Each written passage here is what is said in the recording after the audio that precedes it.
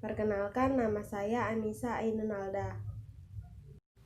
Saya akan menjelaskan tentang siklus penggajian atau pengupahan. Apa sih siklus penggajian itu? Siklus penggajian merupakan aktivitas bisnis dan pemrosesan data yang berulang dan berkaitan dengan pengelolaan karyawan.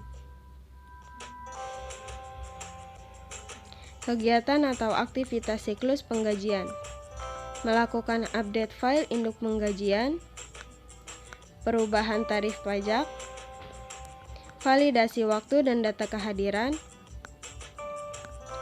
menyiapkan daftar penggajian, pembayaran daftar gaji, kalkulasi kompensasi dan pajak,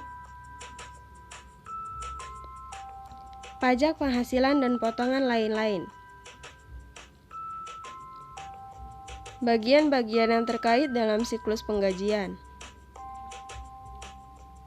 Petugas absensi bertugas untuk membuat atau mengecek absensi karyawan.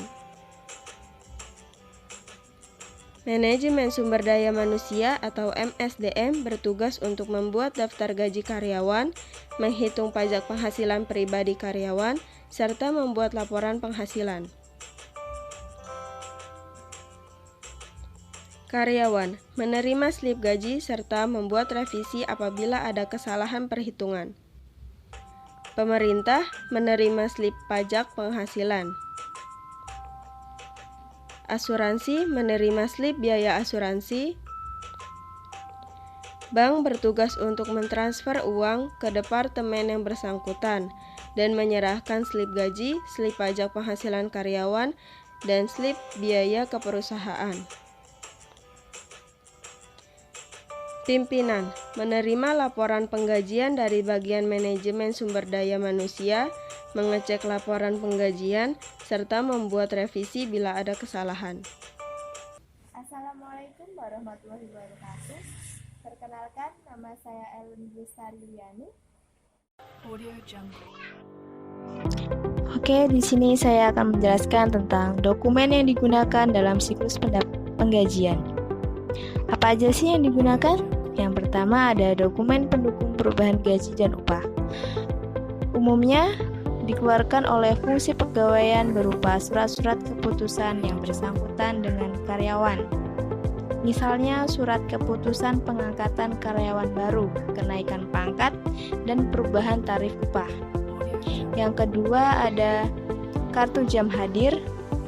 Kartu jam hadir dokumen ini digunakan oleh fungsi pencatat waktu untuk mencatat jam hadir setiap karyawan di perusahaan. Yang ketiga ada kartu jam kerja. Dokumen ini digunakan untuk mencatat waktu yang dikonsumsi oleh tenaga kerja langsung pabrik guna mengerjakan pesanan tertentu. Selanjutnya ada daftar gaji dan daftar upah. Dokumen ini berisi gaji dan upah bruto setiap karyawan dikurangi potongan-potongan berupa PPh pasal 21, utang karyawan, dan sebagainya. Kemudian ada daftar gaji dan rekap daftar upah. Dokumen ini merupakan ringkasan gaji dan departemen yang dibuat berdasarkan daftar gaji dan upah. Kemudian surat pernyataan gaji dan upah. Dokumen ini dibuat oleh fungsi pembuat daftar gaji dan upah bersamaan dengan pembuatan daftar gaji dan upah atau dalam kegiatan yang terpisah dari pembuatan daftar gaji dan upah. Kemudian amplop gaji dan upah. Amplop gaji dan upah, uang gaji dan upah karyawan diserahkan setiap karyawan dalam amplop gaji dan upah. Kemudian yang terakhir ada bukti kas keluar. Dokumen ini merupakan tahap pengeluaran uang yang dibuat oleh fungsi akuntansi kepada fungsi keuangan berdasarkan informasi dalam daftar gaji dan upah yang diterima dari fungsi pembuat daftar gaji dan upah. Selanjutnya ada catatan akuntansi yang digunakan. Yang pertama ada jurnal umum, digunakan untuk mencatat distribusi biaya tenaga kerja ke dalam setiap departemen dalam perusahaan. Yang kedua ada kartu penghasilan karyawan, digunakan untuk mencatat penghasilan berbagai potongan dan tanda terima gaji dan upah karyawan yang diterima oleh setiap karyawan. Kemudian ada kartu biaya, digunakan untuk mencatat biaya tenaga kerja tidak langsung dan biaya tenaga kerja non-produksi setiap departemen dalam perusahaan. Dan yang terakhir ada kartu harga pokok produk, digunakan untuk mencatat upah tenaga kerja langsung yang dikeluarkan untuk pesanan tertentu. Assalamualaikum warahmatullahi wabarakatuh. Perkenalkan, nama saya Nuraini Permatasari. Ini saya akan menjelaskan apa itu flowchart. Flowchart adalah suatu bagan dengan simbol-simbol tertentu yang menggambarkan urutan proses secara mendetail dan hubungan antara suatu proses instruksi dengan proses lainnya dalam suatu program. Lalu ada juga simbol pada flowchart. Yang pertama ada simbol terminator. Biasanya simbol ini digunakan di awal dan di akhir program. Lalu ada simbol flowline. Itu simbol penunjuk arah dari simbol satu ke simbol setelahnya. Selanjutnya ada simbol preparation. Biasanya digunakan untuk proses inisialisasi atau pemberian harga awal. Selanjutnya simbol proses. Simbol berbentuk persegi ini biasanya untuk proses perhitungan atau proses pengolahan data. Simbol setelahnya yaitu biasanya digunakan untuk proses input atau output data, parameter, dan informasi. Simbol selanjutnya yaitu simbol predefined process. Biasanya digunakan untuk permulaan subprogram atau proses menjalankan subprogram. Selanjutnya, simbol diffusion, yaitu biasanya digunakan untuk perbandingan pernyataan, penyeleksian data yang memberikan pilihan untuk langkah selanjutnya. Untuk simbol selanjutnya seperti lingkaran, biasa disebut one page connector, biasanya penghubung bagian-bagian flowchart yang berada pada satu halaman.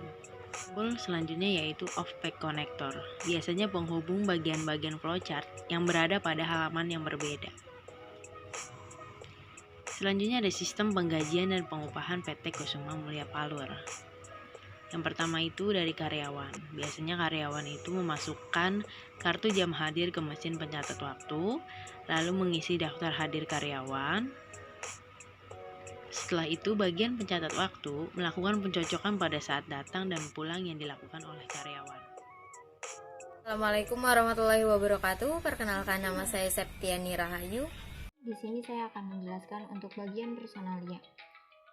Di sini di bagian personalia yaitu menerima daftar hadir dan kartu jam hadir dari bagian pencatatan waktu.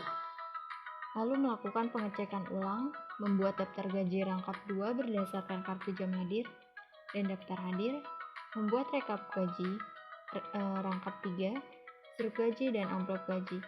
Rekap gaji lembar ketiga, struk gaji dan amplop gaji diarsip.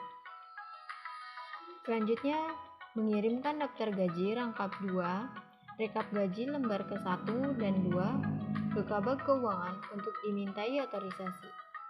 Selanjutnya menerima bukti kas keluar rangkap 3, daftar gaji, rekap gaji, dan uang sejumlah sesuai dengan bukti kas keluar dari bagian kasir.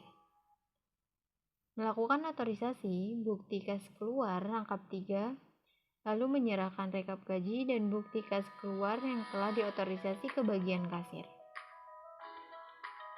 Melakukan perhitungan ulang dan mengarsip daftar gaji. Selanjutnya memasukkan uang gaji dan struk gaji ke amplop gaji sesuai dengan daftar gaji yang telah disetujui oleh Kabag Keuangan.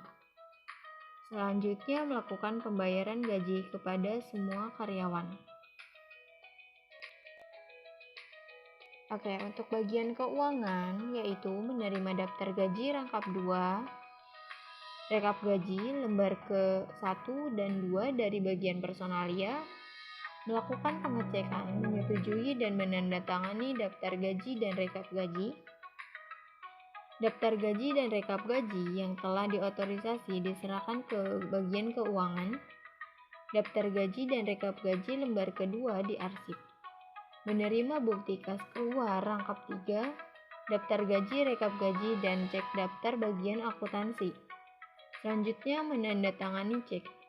Lalu mengirimkan bukti kas keluar rangkap 3, daftar gaji, rekap gaji, dan cek yang telah ditandatanganinya di bagian kasir. Selanjutnya untuk bagian akuntansi yaitu menerima daftar gaji dan rekap gaji ke-1 dari bagian keuangan, membuat bukti pengeluaran kas rangkap 3, dan menyiapkan cek berdasarkan daftar gaji dan rekap gaji. Lalu menyerahkan bukti pengeluaran kas, rangkap 3, rekap gaji, daftar gaji, dan cek bagian keuangan untuk dimintai otorisasi. Yang terakhir yaitu untuk bagian kasir. Di sini menerima bukti kas keluar, rangkap 3, daftar gaji, rekap gaji, dan cek bagian keuangan, mencairkan cek dalam bentuk uang ke bank, menyerahkan bukti kas keluar, rangkap 3, daftar gaji, rekap gaji, dan uang sejumlah sesuai dengan bukti kas keluar kepada bagian personalia. Menerima bukti kas keluar, rangkap 3 yang telah diotorisasi dan rangkap gaji dari bagian personalia, mencatat dalam jurnal umum dan memposting ke buku besar biaya gaji berdasarkan rekap gaji dan arsip gaji.